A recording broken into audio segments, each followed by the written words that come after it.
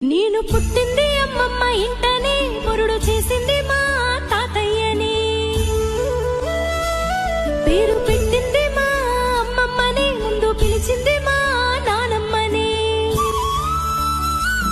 ముద్దులాడరు మా మావయ్యలు, మురిసిపోయారు మా అత్తమ్మలు. మా అమ్మమ్మ ఎప్పుడు కాపలా చూసుకున్నది కంటికి రెప్పలా.